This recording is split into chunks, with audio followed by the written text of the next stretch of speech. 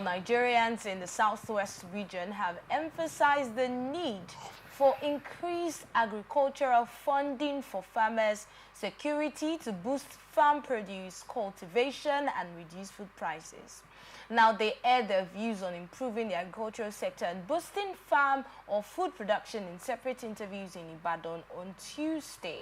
Now, they advised state governments to reduce the high cost of food items by sponsoring farmers in their various states to explore the opportunities of acquired lands and sustained farm settlements. Now, according to them, governors in the southwest have much to do in their various states to boost national agricultural development.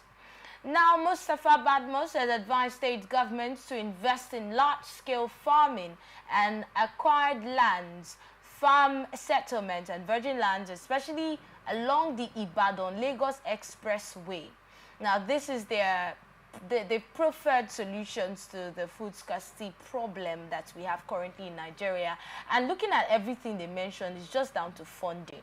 So does it mean that this is the biggest problem we have with agriculture? Are there other challenges that we currently are facing regarding agriculture, even knowing that with agriculture alone, before we even discovered oil, Nigeria was already up there talking about our economy actually being in place side by side with foreign economies in the past. So, Stephen, you are also into agriculture at some point.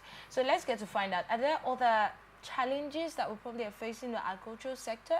But before then, let's get your thoughts on more funding in agriculture like it has been preferred as a solution by the Southwest stakeholders.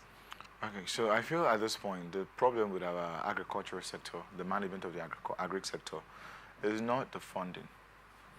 Government has shown itself willing to fund agricultural. Are you serious about yes, that? I am. This is the Yes, first time I'm getting someone really say that. The government has before now shown itself willing to fund agricultural interventions. In what ways have the government shown itself willing? We've had the Anchor Borrowers program.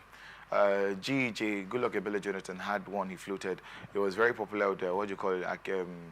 Akinwumi, the current manager, the current director or the MD now of the, what do you call it, Afrexim Bank, AFDB, African Development Bank now. And you've had the Muhammadu Buhari administration also floated another very robust agricultural idea that was supposed to make Nigeria sufficient when it comes to rice production. How many people have been able to, access, you said the borrowing program, Yes. How many people were able to really access the loans? Okay, so that's where we're coming into. The fund is there. Remember CBN, when CBN had that Anchor Borrowers program, I went through the document, and to me that document was sound enough to actually mitigate the challenges we're seeing in the sector. But then, again, it's more of not just the policy, but the political body language that goes with it. In a country where we have sound policies coming out as interventions for the agri sector, what usually, more often than not, hampers that growth is the body language of the political class. It was still very recently, I think about a few weeks back, where we read on the news how the governor of Ogun State, Dapo Abiodun, had allocated lands to members of their state assembly. That's rather, and like stated here, that was rather more of a political move than a proper policy to manage agriculture. Now the leaders, Badmus is asking the Oyo State government and leaders of the Southwest political class to look into how these can actually go directly to farmers, people with experience in managing this. Dapo Abiodun is also now rather taking a stand that negates all of what Badmus in this instance has said. What is the intention of giving out lands to members of the state assembly, knowing full well that by constitution, the very fact that they are serving members of the legislature cannot endear them to go out and practice anything else. So with all of these languages, like you've called them body languages, this is actually body language showing that the government is into funding agriculture? Yes, we are. So, yes, they are rather. Okay, so from your, the one you talked about now, did you try to apply for a loan? Okay, so the thing is, I'm a Rivers man. Down here in our state, we're yet to see something very robust and intentional. The challenge, one of the major challenges with, let's say, the Anchor Borrowers program, was the fact that I think the government usually would give more privileges to farmers up north, because it is believed that that's where you have the bulk of the food in this country being coming from.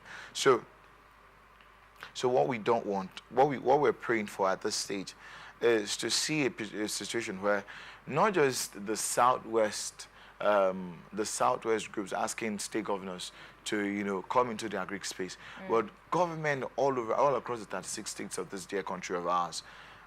It is sad to note that a country, and forgive me, it's become more of a ballad. This very sad music you listen to every time we come up in the news media, and we have to talk about the need to fund agricultural programs, agricultural schemes, and all that. When the government is actually funding, let's hear the other challenges that we have in the agricultural sector. So I read a report by a doctor from here in River State.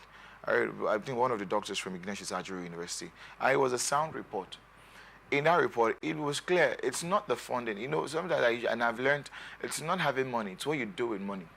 So the funds exist, but we do not have the proper tools, the mechanized tools. What do you use to get the mechanized tools? I mean, in my sector, Is it not money? That's what we're saying.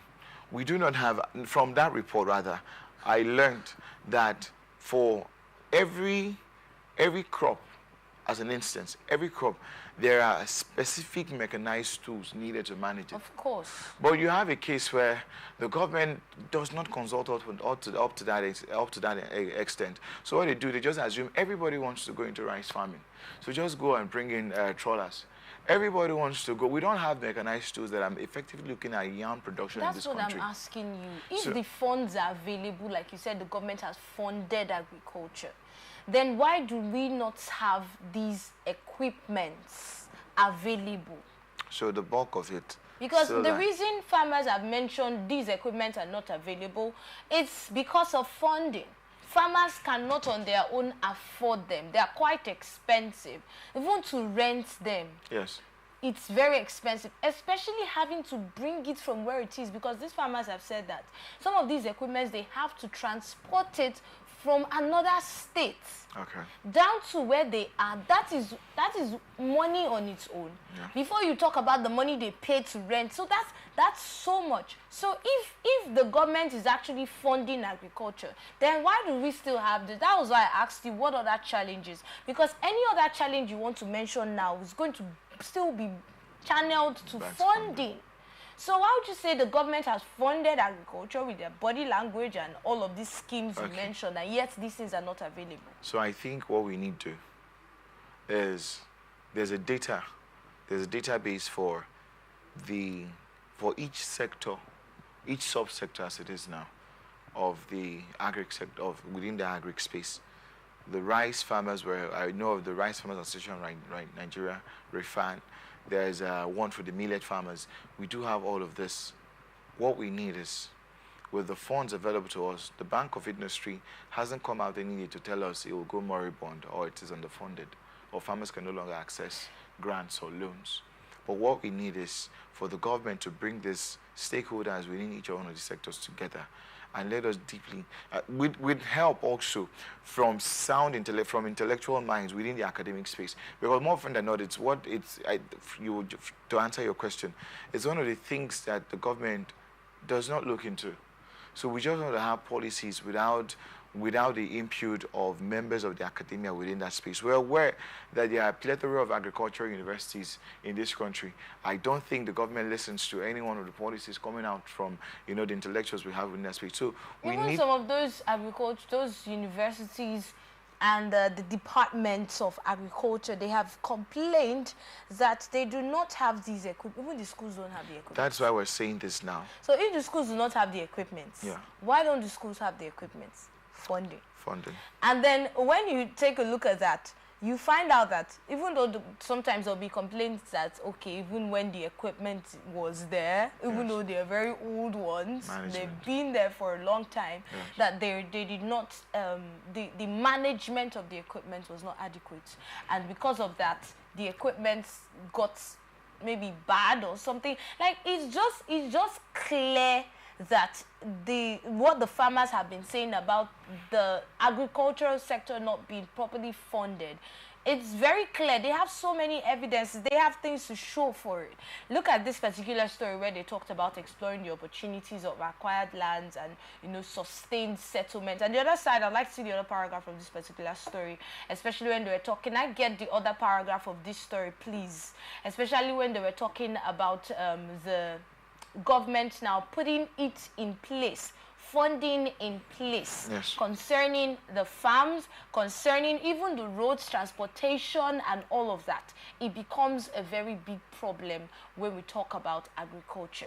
Can we go on a short break now? When we return, the conversation will definitely continue. Please stay with us.